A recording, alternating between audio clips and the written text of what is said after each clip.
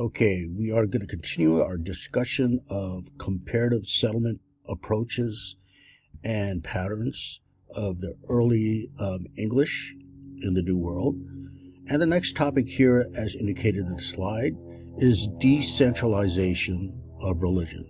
Now, first of all, let's remember that when it came to the Spanish settlement approach, and ambitions, really. A main goal of them was to spread Roman Catholicism throughout their Spanish colonies among the indigenous inhabitants. And therefore, you could say this is emanating from a central religious authority, namely, the Roman Catholic authorities, especially the Pope, right? Now, what about with the case of the later English? Actually, they will be very decentralized in their approach. Now, when I say religion, I really mean the different variants of Christianity. And in England at this time, well, during the 1500s and the 1600s, there was a lot of religious turmoil here, okay? There was a lot of conflict and hostility between the different denominations of Protestantism versus that of the Catholic Church. Okay, they call this the religious wars in much of Western Europe. In any case, is this going to take place in the New World? That's to say, are you going to have a central religious authority that's going to mandate the establishment of one particular variant of Christianity? And the answer is no. Okay, if you know anything about the Pilgrims, so to speak, the Puritans that will settle in Massachusetts, well, they will practice their own form of Christianity, or to be more accurate, their own form of Protestantism that'll be based on Calvinism. All right. In the Pennsylvania colony, you'll see it comprised mostly of Quakers. And in the Virginia colony, you're going to see more Anglicans there, the Church of England. And I'll get more into that later. But what you see happening is decentralization in the colonies. Now, it should be obvious how that's going to influence the United States of America, right?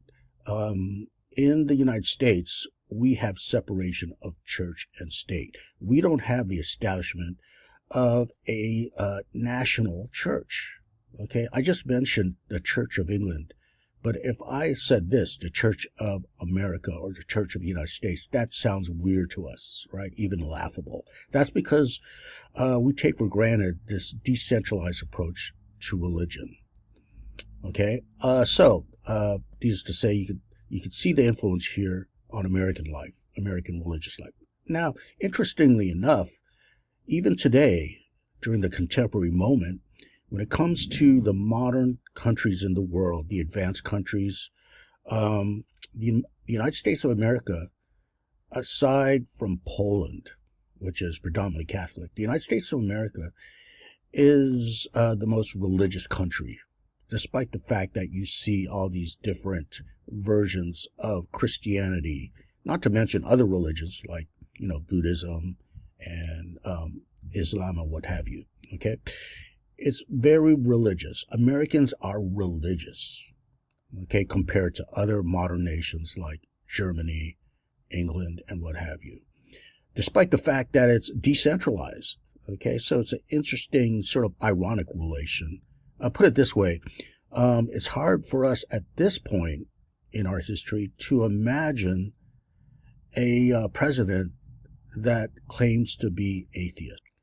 And that's because most voters insist that our leaders are religious. Now, perhaps in the future this might happen, but, currently it's hard to imagine. All right, so the next feature here is really an ideology that gets brought across the Atlantic to the New World. And this is a burgeoning idea. Okay, when I say that, I mean it's kind of new, and it's going to spread. It's going to develop and spread. And that's the ideology of freedom. Now, this has traces going back to, 1200s, when amid feudal England, and when we think about medieval England, well, we think of no freedom, right? You have the absolute authority of the monarch and the aristocracy, the lords. If you're a peasant farmer, you virtually have no rights, right? No freedoms. Well, in England, however, in the 1200s, you have the Magna Carta, which was innovative back then, that basically protected the rights of the aristocracy against the king. And then you have this ideology of freedom, and that's the notion that all English persons, not just the aristocracy, have some natural rights. Okay, again, let me emphasize, in the early 1600s, let alone most of the 17th century, this is a new ideology that is just taking root, but it's going to establish deep roots in the English colony. We could see how that flows into the American Revolution and certainly to American ideas about, freedom and rights and so forth.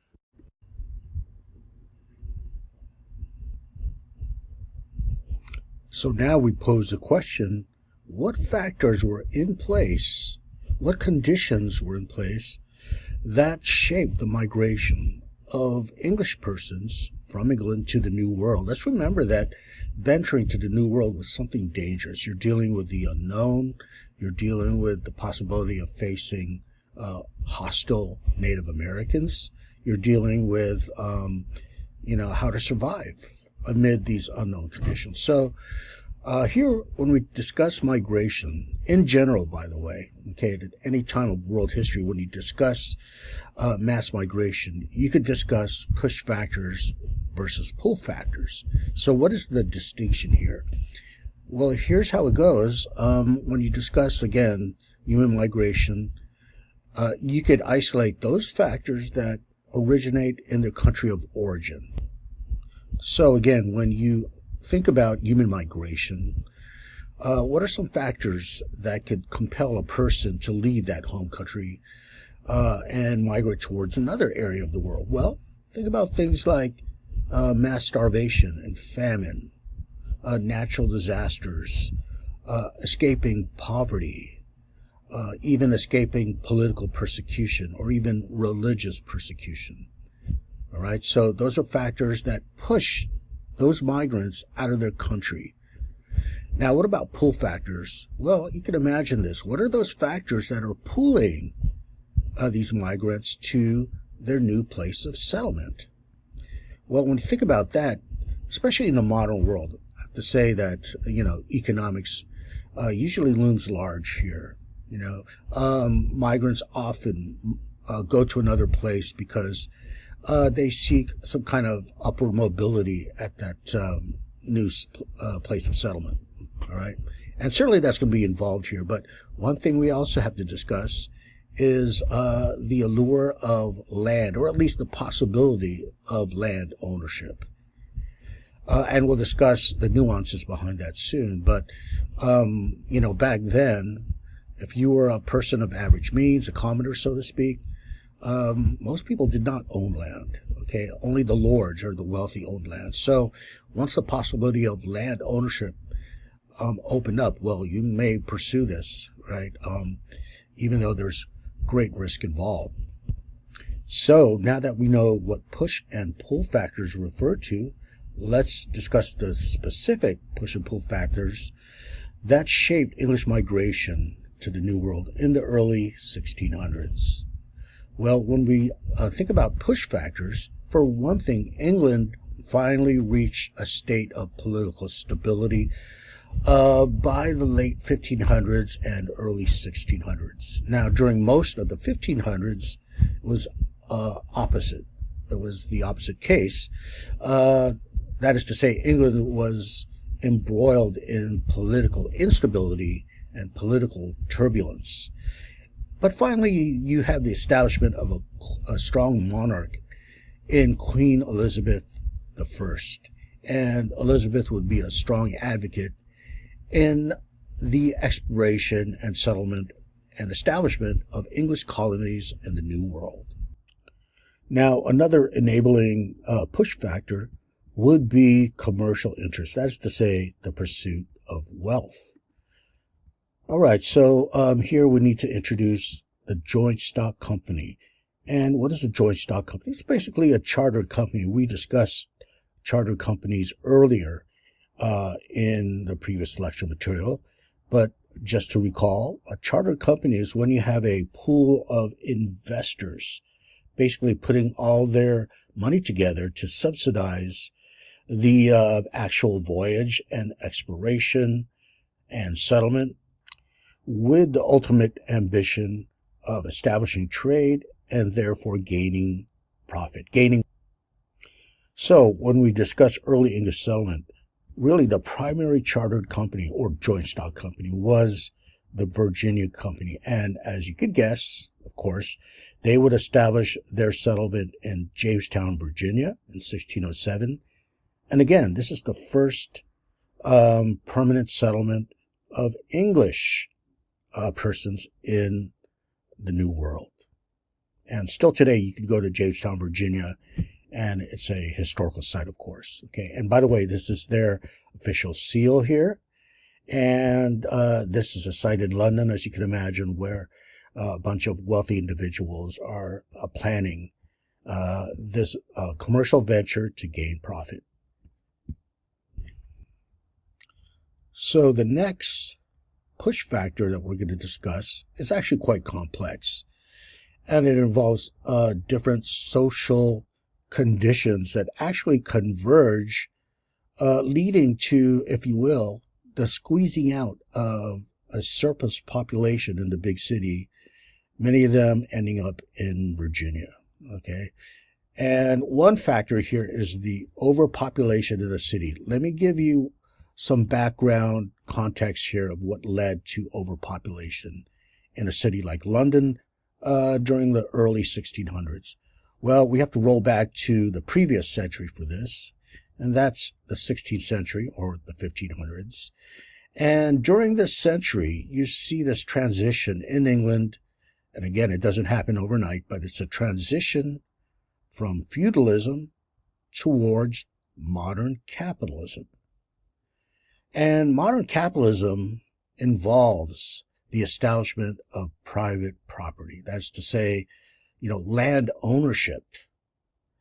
Now, what was or how was land conceived before capitalism? In other words, during the feudal era? Well, certainly you had people that had title to the land, but it was not a case where, you fenced off your land and you prohibited or forbid other people to settle it, right? In that medieval context or that feudal context, often it was the case, almost always, it was the case that you had peasants that squatted the land. They were allowed to do so as long as they paid some kind of tax, or they perhaps enrolled in the landowners, they called them lords, right? Landowners' armies to fight the lord's enemies.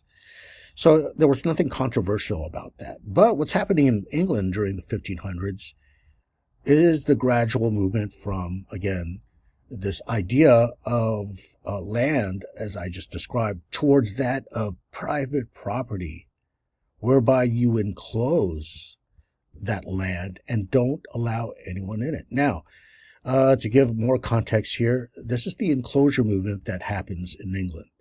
And what's happening here is this. As I mentioned, it was not controversial for commoners and peasants to settle in that land and to grow their crops on that land, as long as they paid a tax and what have you.